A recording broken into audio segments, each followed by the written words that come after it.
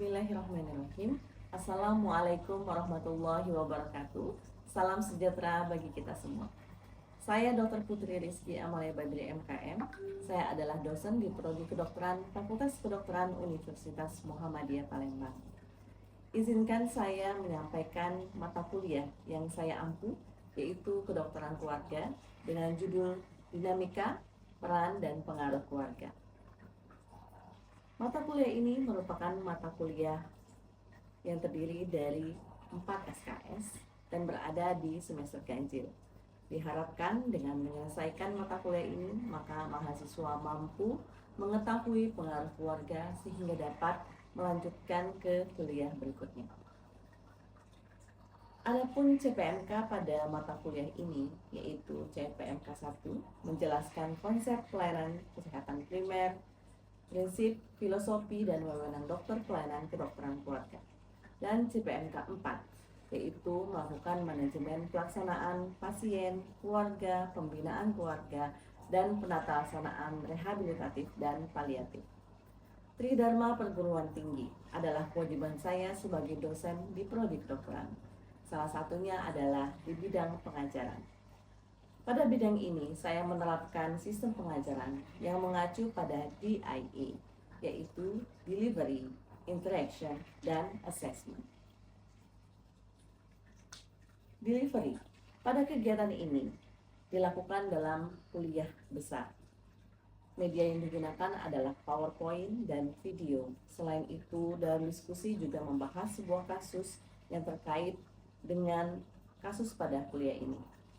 Adapun bahan kajian meliputi 7 aspek, yaitu definisi keluarga, bentuk keluarga, peran keluarga sebagai subjek dan objek pelayanan kesehatan, pasien dan dinamika keluarga, keluarga dan konsultasi medis, fungsi keluarga, family assessment tools yang terdiri dari genogram, siklus hidup keluarga, dan lain-lain. Sebagai referensi, mahasiswa dapat menggunakan jurnal, artikel, bahkan majalah yang berhubungan dengan kedokteran keluarga.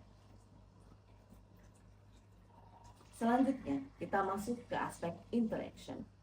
Aspek ini adalah sebuah interaksi yang terjalin antara mahasiswa dengan dosen untuk mencapai capaian pembelajaran. Adapun metode yang saya kerjakan adalah memaparkan materi di dalam kelas, memberikan kuis, dan menerapkan self-directed learning. Dan hal ini menerapkan konsep student-centered learning, di mana para mahasiswa sebagai pusat pembelajaran dalam hal ini. Platform yang saya gunakan adalah Learning Management System, di mana menu LMS ini mahasiswa akan mengisi absen kelas ataupun mengunduh tugas dan lain-lain, sehingga lebih memudahkan mahasiswa dalam pembelajaran. Selanjutnya, aspek assessment, di mana aspek assessment ini merupakan suatu proses penilaian untuk mengukur seberapa besar kemampuan mahasiswa secara objektif dalam menerima materi pembelajaran.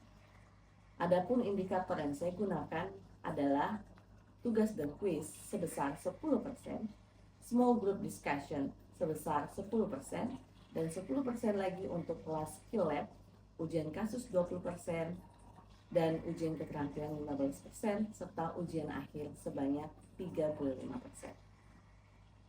Hasil asesmen yang saya lakukan dengan harapan mahasiswa dapat mengetahui proses penilaian secara transparan dan objektif.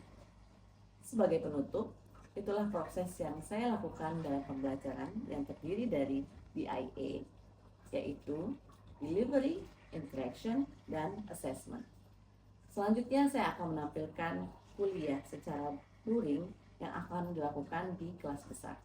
Demikianlah, saya mohon maaf apabila ada salah. Nasrun minallah fatun qorib. Wassalamualaikum warahmatullahi wabarakatuh. Baik, assalamualaikum warahmatullahi wabarakatuh.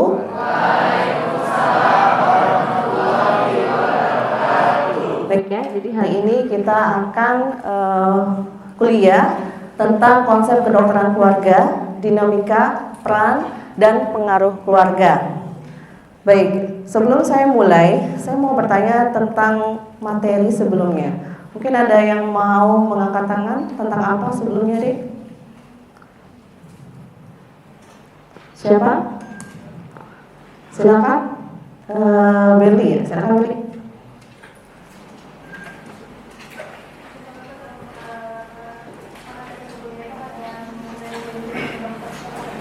Oke ya, tentang manajemen dokter keluarga. Jadi saya harap materi yang sebelumnya itu bisa dipahami karena kita sangat berkaitan ya materi yang akan saya sampaikan. Ini adalah visi misi FK ya, visinya adalah menjadi fakultas kedokteran yang unggul, bermutu dan islami, sedangkan misinya itu menyelenggarakan catur dharma, tata kelola yang aman, penguatan al-Islam, kemuhammadiyaan, dan mengembangkan kerjasama baik di tingkat nasional maupun internasional. Baik, jadi sasaran pembelajaran kita hari ini, kalian diharapkan mengetahui definisi keluarga, bentuk keluarga, peran keluarga sebagai subjek maupun objek, kemudian mengetahui pasien dan dinamika keluarga, keluarga dan konsultasi medis, mengetahui fungsi keluarga, dan menganalisis family assessment tools. Baik, keluarga menurut WHO adalah kumpulan anggota rumah tangga yang saling berhubungan ya, baik dalam ikatan perkawinan, adopsi, maupun pertalian darah. Sedangkan menurut Kemenkes adalah suatu lembaga yang merupakan satuan dari unit terkecil yang terdiri dari ayah, ibu, dan anak. Ini adalah bentuk keluarga, adik-adik. Mungkin ada yang bisa menjelaskan. Ada nuclear family, single parent family, nuclear family. Untuk nuclear family, apa ada yang tahu? Ya, silakan Sultan. Baik, izin menjawab dokter. Untuk nuclear family itu terdiri dari orang tua yaitu ayah dan ibu dan anak. Baik ya, jadi betul sekali Sultan ya. Jadi nuclear family itu adalah keluarga dengan keluarga inti, di mana keluarga inti adalah orang tua, ayah, ibu, dan anak. Keluarga sebagai subjek dan objek ya. Jadi keluarga itu harus dilihat sebagai individu, baik dia yang menderita sakit maupun dia yang akan melakukan diagnosis dini apabila ada anggota keluarga yang mengalami sakit. Kemudian kita akan belajar tentang dinamika keluarga. Untuk mengetahui manifestasi klinis dari seorang pasien, kita juga harus menilai respon pasien terhadap stres yang bisa timbul dari internal, eksternal ya. Dari internal adalah dari bawaan pasien itu sendiri, eksternal ada dari pekerjaan, keluarga maupun seks ya. Jadi kita harus mengetahui apakah beban kerja dari si pasien ini mempengaruhi sakitnya pasien. Kemudian ada konsultasi medis. Kita bisa menggunakan dengan teknik BAT, yaitu background. Kita harus melihat backgroundnya si pasien ini, ya. Kemudian affect, ya, perasaan si pasien kita gali. Kemudian trouble, kita juga menggali masalah apa yang benar-benar terjadi di dalam lingkungan keluarga pasien. Handling, bagaimana si pasien menangani masalah yang ada pada pasien tersebut. Dan empati, tunjukkan rasa empati kita ya kepada pasien sehingga pasien bisa sembuh secara emosional maupun secara fisik. Fungsi keluarga menurut Friedman ada 5 di sini. Ada afektif, sosialisasi, ada reproduksi, ekonomi, dan fungsi pemeliharaan kesehatan. Baik, kita lanjut ke family assessment tools. Ada beberapa tools yang bisa kita nilai untuk mengetahui fungsi keluarga pasien itu baik atau tidak. Yang pertama adalah siklus hidup keluarga. Ya, ada 8. Ada beginning family, ada childbearing family, ada family with preschoolers, ada family with school age children, family with teenagers, launching family, middle age family, dan aging family. Ya, Jadi apabila si keluarga ini baru menikah, baru ada suami istri, artinya di stage berapa dek? Stage 1. Kalau anaknya ya, jadi kita lihat dari anak pertama. Kalau anak pertamanya itu sudah mahasiswa, artinya di stage berapa? Oke ya, jadi sudah bagus sekali, sudah memahami. Kita lanjut ke genogram ya. Jadi genogram ini alat yang paling sering digunakan dan paling mudah dan paling penting karena kita bisa menilai penyakit dari berbagai generasi ya, minimal 3 generasi, tapi kalau kalian mau menulis 4 atau 5 boleh ya. Baik, silakan dibagi per kelompok ya, dan kalian boleh menuliskan interpretasi dari genogram ini. Ya, silakan dituliskan. Mungkin nanti akan saya minta 1 orang untuk menyampaikan hasil dari genogram ini. Oke, baik. Apakah sudah ada yang bisa menyampaikan pendapatnya? Silakan. Izin menjawab dokter. Jadi pada genogram di atas lihat bahwa ada satu keluarga tinggal di rumah yang terdiri dari ayah yang berumur 30 tahun dan juga seorang ibu berumur 30 tahun yang mempunyai riwayat penyakit asma dan mempunyai seorang anak perempuan berumur 5 tahun, seorang pasien yang mengalami penyakit asma juga seperti ibunya, dan di atas ini mereka tinggal serumah, dan di atasnya lagi dari ibunya, ayahnya juga seorang penderita asma, jadi memiliki riwayat penyakit yang sama. Terima kasih. Baik ya, sudah bagus sekali. Silakan beri tepuk tangan ya untuk ibu. Baik ya, jadi saya harap semuanya bisa menguasai genogram ini ya, dan mungkin nanti akan ada lagi genogram yang lebih rumit ya.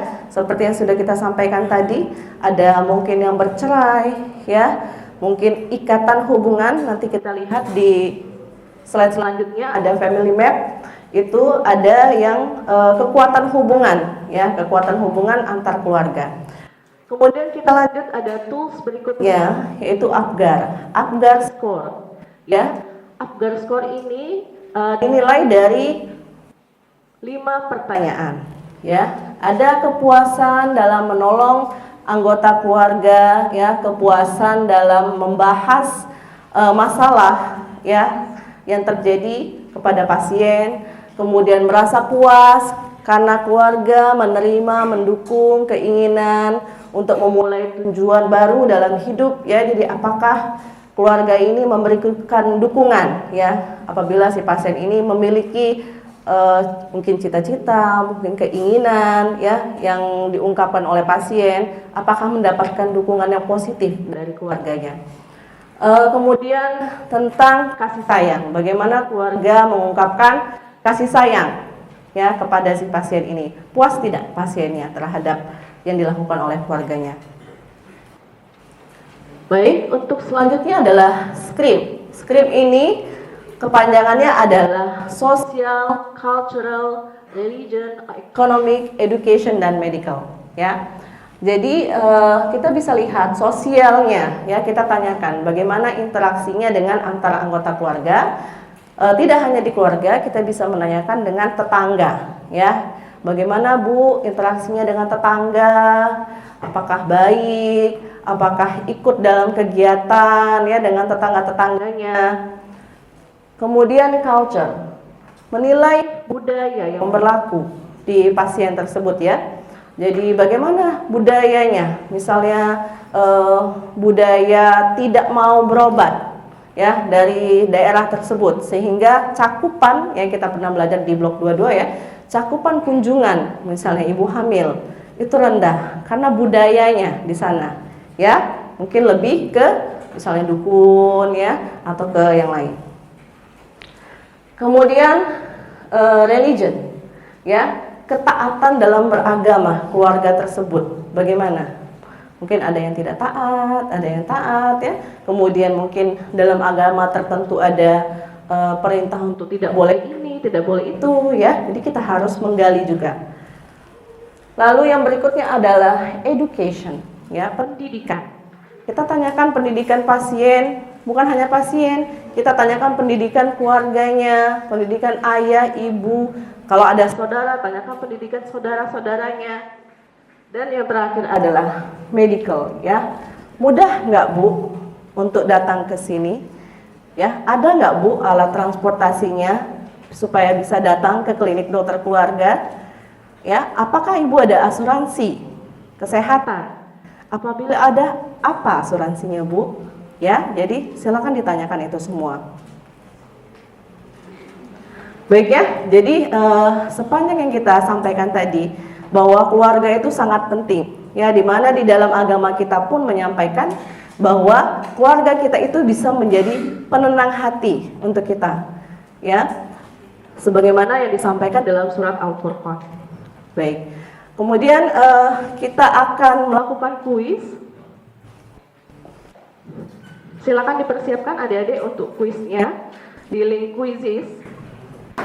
Ya, jadi di depan adik-adik ini sudah ada linknya. Silakan untuk masuk ke link tersebut. Ada kodenya 889744. Ya, 889744. Baik, sudah banyak yang ikut ya.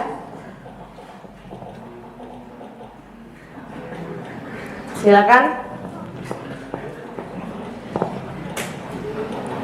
Dan saya buka sampai sekitar 1 menit saja ya. Setelah itu kita tutup. Tolong diresapi kembali apa yang sudah kita sampaikan selama pertemuan ini ya, karena kuisnya tidak jauh berbeda dan saya harapkan nilainya juga bagus-bagus ya. Oke, kita mulai dulu ya. Baik.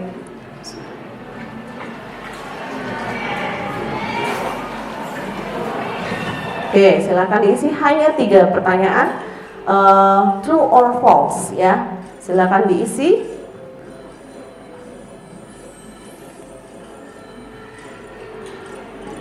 Oke, sudah banyak, ini udah banyak yang betul.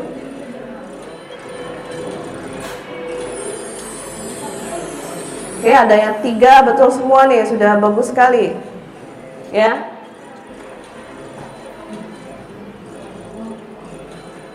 Oke, hampir semuanya sudah betul semua. Oke, masih ada yang belum mengisi, silakan. Ada yang belum mengisi, silakan diisi.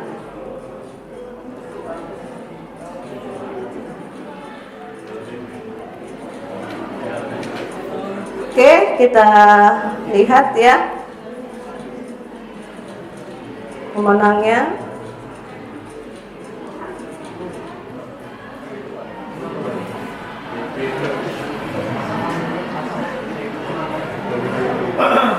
Ya, jadi ada 3 orang pemenang. Pemenangnya adalah Galuh, Firzi, dan Dava. Silakan tepuk tangan untuk.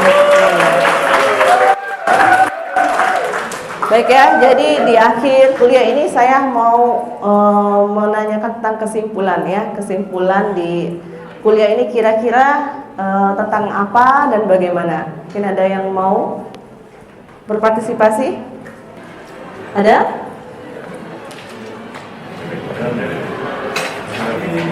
Mungkin Dava, silakan Dava. Baiklah, izin untuk kesimpulan yang saya dapatkan tadi, untuk keluarga itu sendiri adalah unit fungsional terkecil dari masyarakat, terdiri dari ayah, ibu, dan juga anak. Dan keluarga itu memiliki beberapa fungsi seperti fungsi afektif, sosialisasi, reproduksi, ekonomi, dan juga penjagaan kesehatan. Baik ya, ya bagus. Terima kasih Dava. Silakan tepuk tangan untuk Dava. Baik ya, jadi mungkin itu saja ya pertemuan kita kali ini. Saya minta maaf apabila ada kesalahan dan kepada Allah saya mohon ampun. Nasrun minallah wa fatun qorib. Wassalamualaikum warahmatullahi wabarakatuh.